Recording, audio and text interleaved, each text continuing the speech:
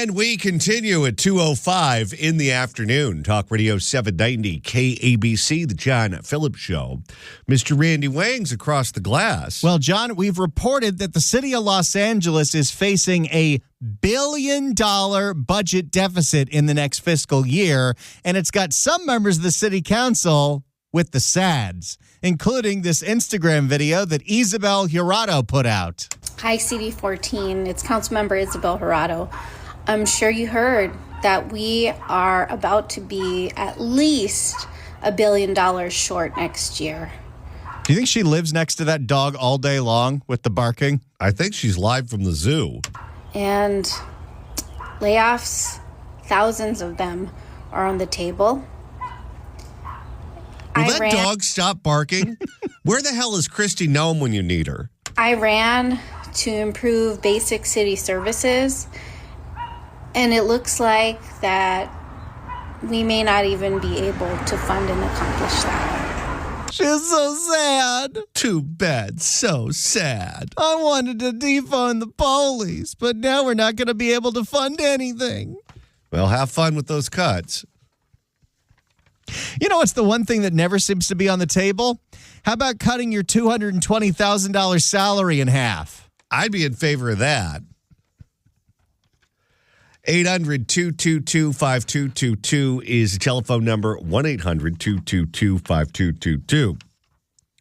The state of California is going through an insurance crisis right now. We spend a lot of time on this program talking about it because I expect to be dropped from my policy any day now. It's going to happen. Oh, of course it is.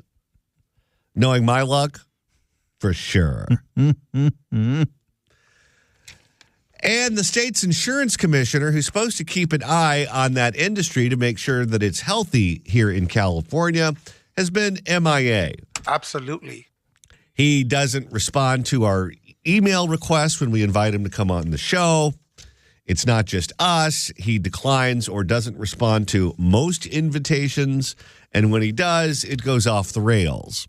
That's where this clip came from. I'm very kind of sketchy. And he was supposed to be testifying at a state Senate hearing regarding rate increases that he just approved. However, they scheduled the meeting when he was speaking at a conference in Bermuda, and he didn't show up. That story went everywhere. He caught all kinds of hell for that, and then decided that because he wanted to try to stop the bleeding, that he would show up to a committee hearing in the state assembly, and that's what happened yesterday. He spoke in front of the California Assembly Insurance Committee for over an hour and then took questions from the press. Okay, I'm going to give you a choose-your-own adventure here, Johnny. You can hear a wrap on what happened here. You can hear the questions he took from the local media, or you can hear the straight drilling that he got from James Gallagher. Let's start with the drilling. All right, James Gallagher, take it away. Gallagher. Yeah, thank you, Madam Chair, and Commissioner, thank you for being here today. Boy, it's like a Board of Supervisors meeting. Thank you. Okay, so James Gallagher, not just an assemblyman, he's the Assembly Republican leader, and he's a UC Berkeley trained attorney. And, I'll start by saying... And doesn't he represent the area of Paradise? Yes. That burned down in a fire? That he does. And, I'll start by saying, the things you laid out about responding to disasters, you were there in Paradise, helped... my constituents with recoveries and making sure they were getting, their payments out of their insurance. I think all of that has been really good. But the thing that we're here really to talk about today is the bigger picture. And we have a crisis, And the problem is I think we've known about it for a long time. And you're bringing up, 30 years ago we had these same fires. So this is not new, right? And I think the really frustrating thing is that, we're moving in the exact wrong direction right now. So as we sit here today, Fair Plan total exposure has increased 217% since 2021. It was Gallagher that came on this show the week of the fires to tell us the Fair Plan was broke. And they were claiming that they weren't broke, and he said, yeah, it doesn't matter what they say, they're broke. $526 billion of exposure. So that means, what does that mean? That means people aren't writing policies, so people are going on to Fair Plan, and that exposure is getting greater as we sit here today. Under Ricardo Lara's watch, the Fair Plan enrollment has jumped up about 500%. There are certain areas, I believe Big Bear and Lake Arrowhead among them, where that's basically the only policy you can buy right now. Like exponentially, right? And we have a lot of insurers who have said we won't write policies any further, so we're losing that. And I think many of the things that you're outlining in the plan and the emergency regulations are good things, but I'll start with the biggest question: why has it taken this long? And I'm not putting the whole thing on you, Right. but I'm saying why has it taken? You could put most of it on him. Pretty much. I mean, well, you could also put it on the voters because we put somebody in that office who had no experience in the insurance industry. Nope. And then we reelected him. But I'm saying, why has it taken this long? Why didn't the governor act quicker on this issue? Is there things the legislature should have been doing more of? Because, look, the Camp Fire was in 2018. Okay? The year before that, we had the Sonoma North Bay fires. Right. So my frustration is with the lack of real urgent action. And only now are we finally getting these regulations, in place, let alone implemented. Yeah. Yeah, Ricardo Lara's like, my plan's going to work, but you won't see it working until the end of 2026 when I'm conveniently out of office. And I'm sure from his point of view, working in the insurance industry and being handsomely paid or elected to some other office. So to you, why has this taken So, Prop 103 really details the process by which we need to do these regulations. Could I have moved quicker? Absolutely. There you go. So he went from blaming Prop 103 to admitting, yeah, I could have done a better job. But at the fear that I might lose this in court over process. And it was my own, you can ask my department, why is this taking so long? I come from where you sat, and I don't like to wait. I want answers now. But what's different in the regulatory process, that the regulatory process is finally very detailed within Prop 103. And I am prepared. He's really sitting there saying, I don't actually understand what you're asking me. No, and when he was in the legislature, he was one of the hardest partisans that existed. He was in leadership when he was in the Senate, and he ruled with an iron fist. And now he has to go before the assembly and testify and eat humble pie. This is very difficult for him. To lose some of these reforms in court, because I'm assuming some folks, even in this room, will challenge them.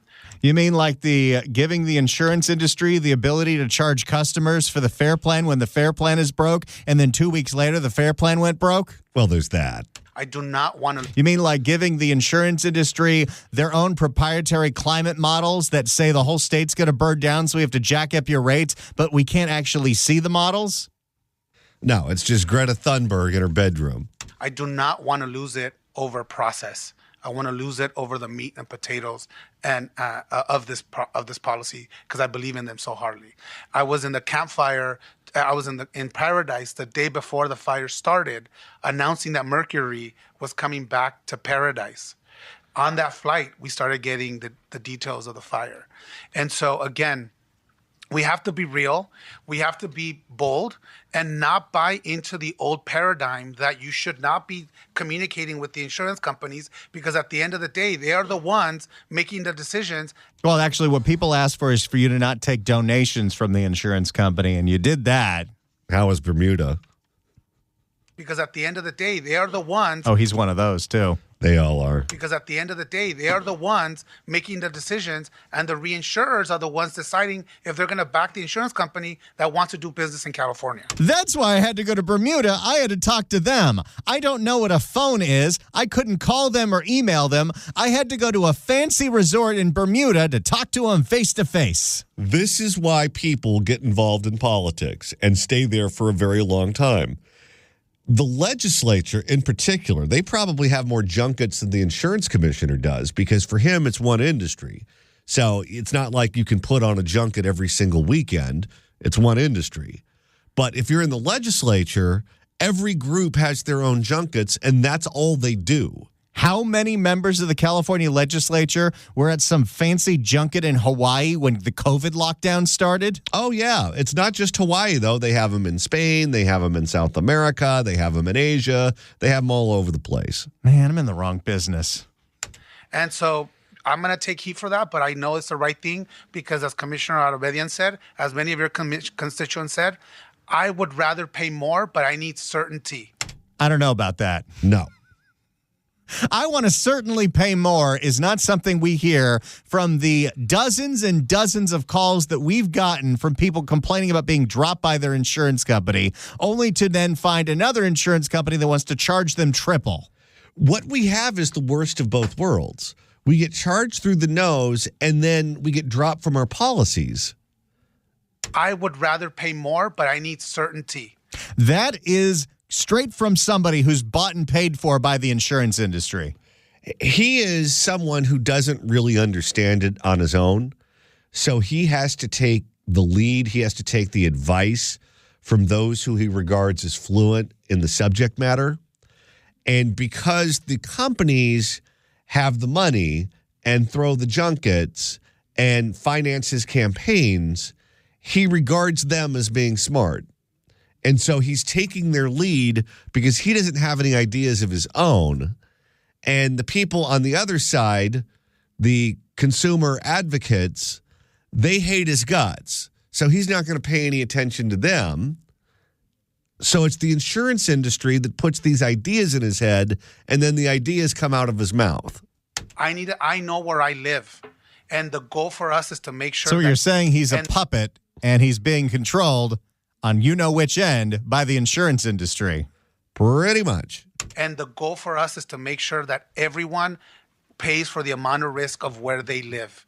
And we're not... Yeah, this is language of, I firmly believe the whole state's on fire and you're going to pay for it.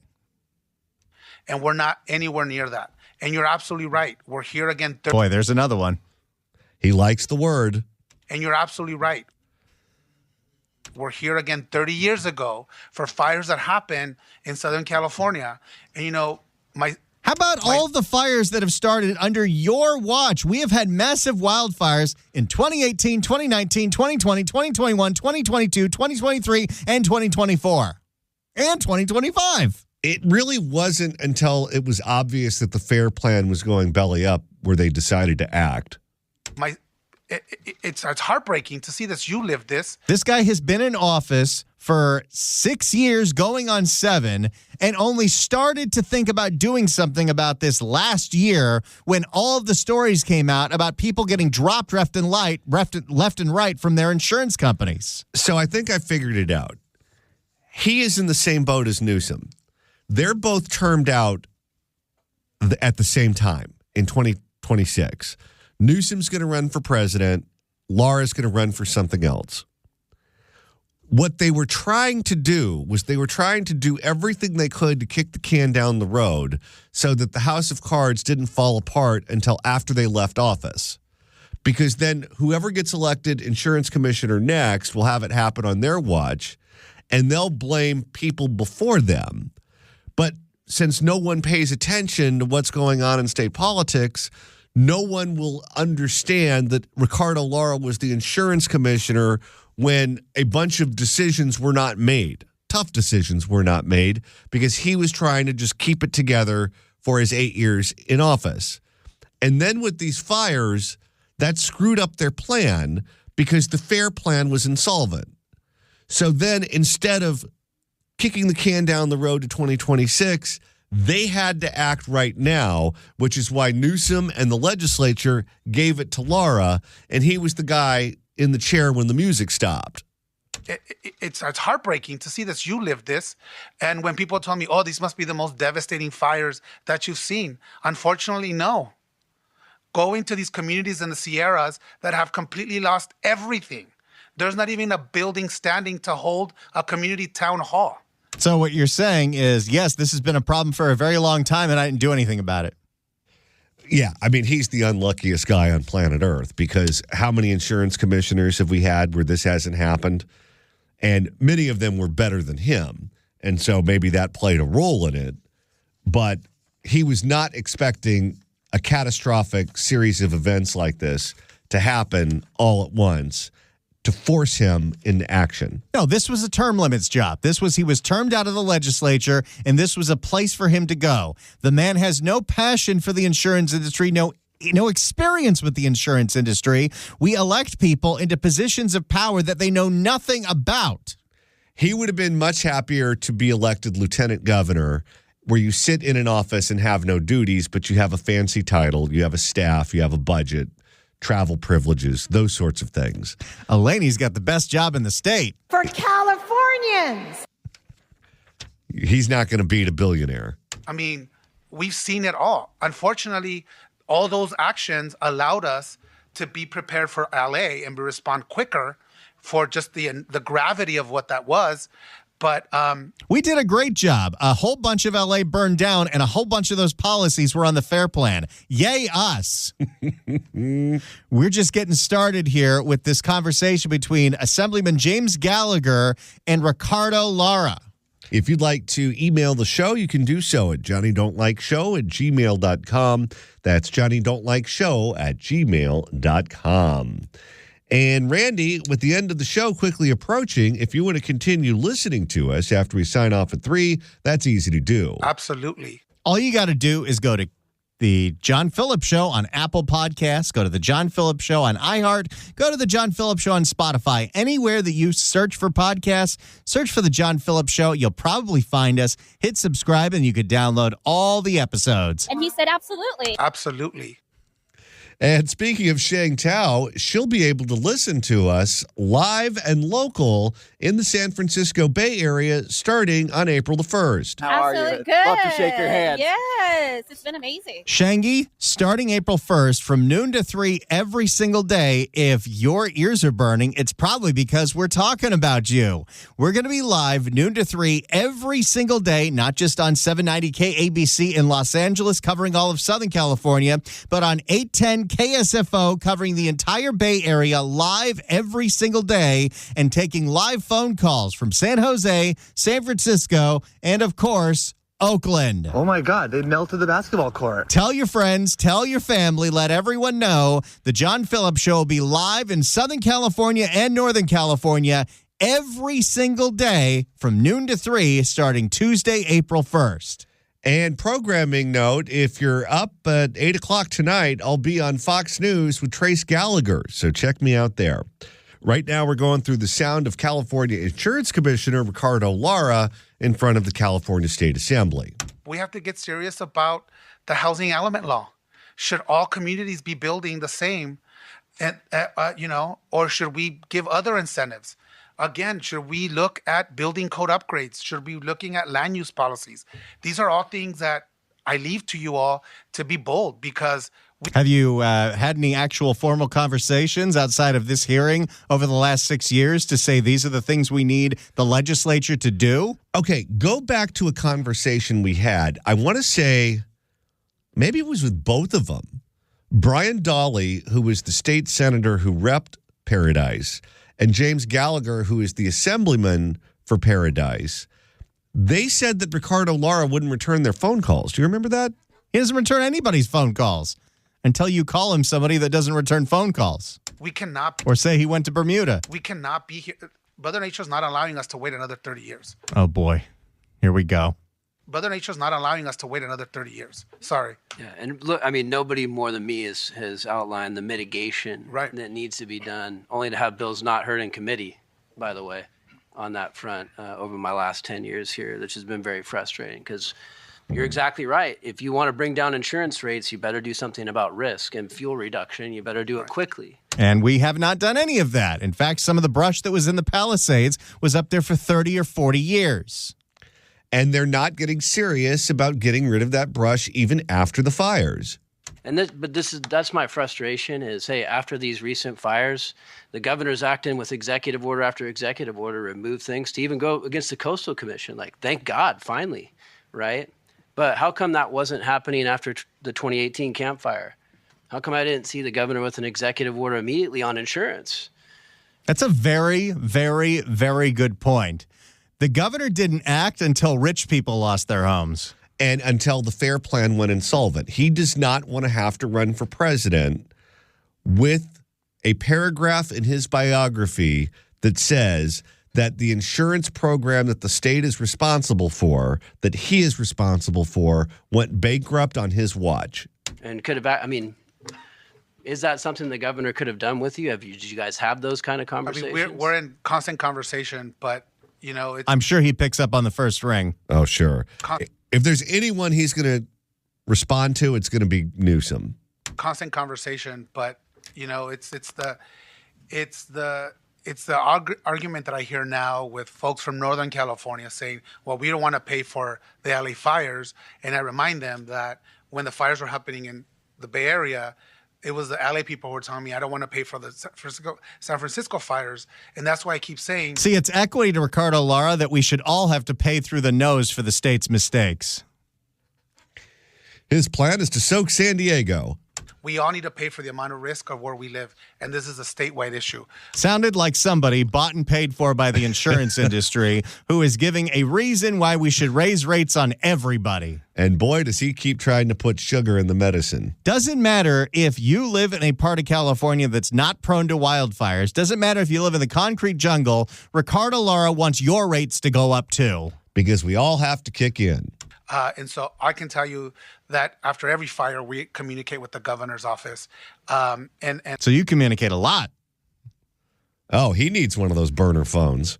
And again, this is why I'm being bold and very controversial about, usually people don't call themselves bold. That's a weird one. And calling yourself controversial, that sounds like a shock jock from the 1980s. Someone might be a little narcissistic. I'm being bold and very controversial about, I've really gotten to know a lot of the communities in Mariposa, El Dorado, and all the Sierra communities. And everybody was so quick to say, why should we let them rebuild? Right? I'm not going to tell you can't rebuild your communities. Like somebody coming to East LA and telling me that was very frustrating. Right. Yes. But then nobody's asked that for Malibu, for Palisades. Right? And it's just kind of the irony around that. And I just put that as this is the information that we receive and the amount of misinformation that happened after the fires. Here we go. Anytime someone gets blamed for something, they always say it's fake news or misinformation. Which is the FAIR Plan's going to go under. That's not fake news. No, the woman who runs the FAIR Plan went in front of that same part of the legislature, the assembly, and said, we're one big fire away from being insolvent. She is the source of that. And we already know the FAIR Plan cannot afford the claims that are already coming out of the fires in Southern California. So they have to go to the insurance companies, and the insurance companies got a carve out from Ricardo Lara in December where they get to pass that cost on to consumers. That already happened. That is not fake news. You know what you call that, Randy? What's that? Bold. Which is the FAIR Plan's going to go under. FAIR Plan went under, buddy. The right was, overregulation. The left was, no, they're all greedy. It's Wasn't a that greedy part empire. of it, though? Isn't it overregulation over the last 30 years that has led to the current crisis? I think it's outdated regulation. And I think it's regulation that hinders the ability for the department to get these rates actually to reflect the rate and the risk. Okay. He's saying it's outdated because the way it's written into the law is you have to use 10 years of historical data. And what the insurance companies want to do is they want to use future forecasting based on climate change models that they then don't have to provide to the public. So what they want to be able to do to quote unquote modernize it is to take the most hysterical global warming alarmist projection of the future where they all think we're going to be dead and underwater in 10 years and use that to base your rates on. And that's why we're changing that within the paradigm of Prop 103 that only could be changed through another proposition, right? So we're trying to weave these changes within, and we got them approved in a year. Now we're full implementation. We'll get those implemented. But now I can wholeheartedly, before a judge, stand and defend the process, which is one of the things that I was very particular with my staff, that we want to make sure we defend it, because when the lawsuits come, that's where they're going to try to get us. He knows he's going to get sued. And hopefully those lawsuits will go on until after 2026 when they're not his problem. Oh, and Consumer Watchdog over in Santa Monica, they exist to sue him. They are part of what goes on with Prop 103 because they're the ones that are supposed to, when the insurance companies say we need a rate hike, you have an advocate for the consumer saying, why? Because Ricardo Lara is not going to say why. He hates them so much. He claimed that they were the real problem. He did. He claims, and I don't know what the basis for it is that Consumer Watchdog gets rich off of fighting rate increase requests. I don't think he's entirely wrong with that, but he's not the hero in the story. And I appreciate that, but emergency action, my point is emergency action should have started in 2018, at the very least. And so now it took him about 5 years to figure out what the job was that he ran for. Again, he had no interest in actually fixing the system or making it healthy. He just wanted to make sure it didn't explode until he was termed out. So now State Farm, 22% increase before you did stall that increase. You're in discussions there. Should we anticipate more of these pretty significant increases out of insurers coming? And well, of course, if State Farm gets to do it, then how is Allstate going to sit there and not get their 22%? And what happens is they ask for an increase. He says no. They come back months later and ask for it again, and he says yes. I guess maybe that's my question. What's next? And on average, what should our consumers expect in terms of rate increases that are going to be coming before you? So State Farm is a unique company, as it's the largest writer, not only in California, but in many states. Was it also your largest donor? I'd like to know that. One of the challenges we've had with State Farm at our national association is the lack of data to look at what's really happening with State Farm financially, right? And this is happening. Then why did you approve the rate request already? He thinks because he said no the first time, which effectively acted as a delay, that he was throwing us a bone. Right? And this is happening red, blue, purple states. We don't differentiate under statewide association. Our job is to protect consumers, protect our market. That's it. And we need to do that with data. And I usually do not engage in these rate meetings, informal meetings, because that's the department, if there's an intervener, and the insurance company, and then they come to me and we look and make sure that it's actually sound and emits. But this time, and I check to see which insurance company gave me enough money to run for this office, and then I say, sure thing, 22%.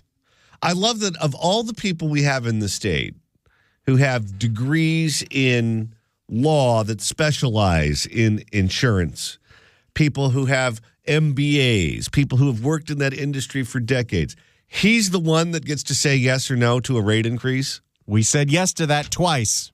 But this time I got engaged because we still haven't received... He's admitting that he wasn't paying attention to anything going on in his office for the first half of his... Of course.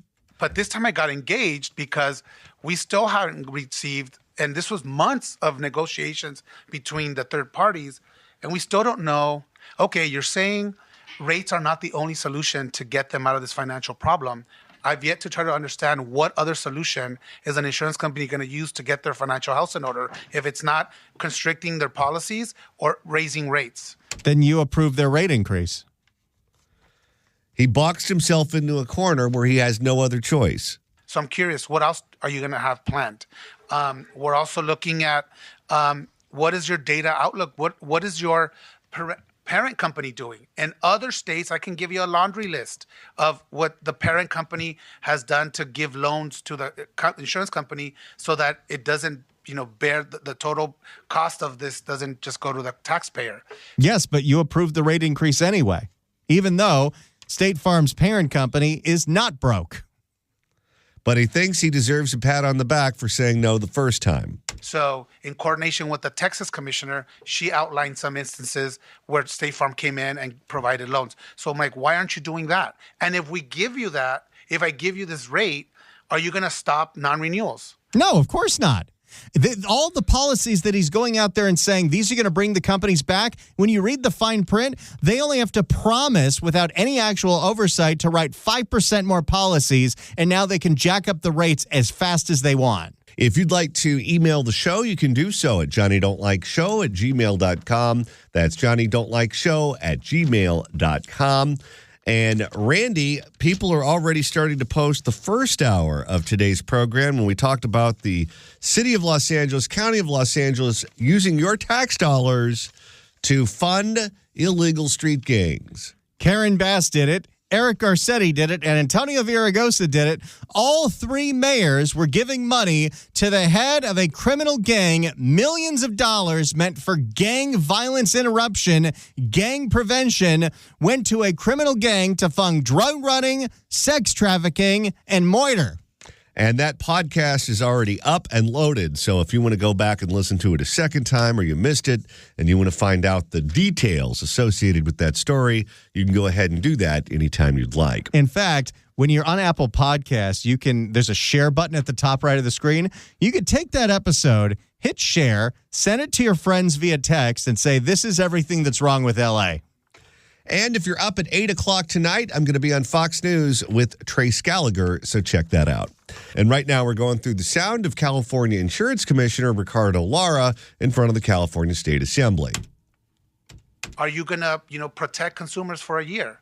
Those were all questions that I was digging in because, again, if you need the rate, I have no other option but to give you the rate because I need you, because protecting 11,000. Because they know that if they threaten to leave, he'll do whatever they want. They know how to play ball with this guy. They're not going to be happy when he gets termed out, which is, I think, part of the reason why they want Mike McGuire to replace him.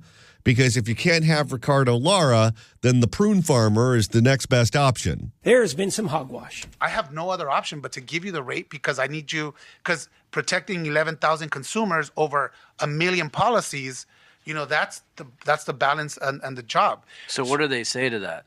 So after my own negotiations, I felt that they're still playing around. So we're going to have a hearing with the. Yeah, but you already tentatively said yes. So the hearing is kabuki. Yeah.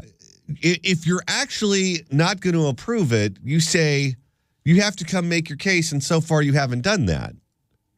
You don't say, yeah, we're going to do it, but there needs to be a public hearing. And I don't like some of the things that you're saying. It's not how it works. With the administrative law judge who's going to dig in deep and ask these questions and then provide me the final recommendation. But you already said yes. And just because they provide a recommendation, if he doesn't like the recommendation, he doesn't have to go by it. He's the duly elected insurance commissioner. He decides. So as you remember, they asked for, I think it was like a 30%. Our department recommended a 22%. And then we'll see what the administrative law judge. They got a 22% raise the year before. Then they asked for a 30. Now it's back down to a 22. They know how to play the game with him. This is almost like negotiating with the teachers union. What I don't want is two things. I don't want to create precedent where other. You already did. Every single insurance company is going to cry that they're broke and say they need the 30% rate increase too. And they all know how to play this guy. Where other insurance companies could come in without giving me data, saying they need an emergency rate, and to take advantage of another catastrophe. I love that he's saying, I don't want to set a precedent when he just set a precedent.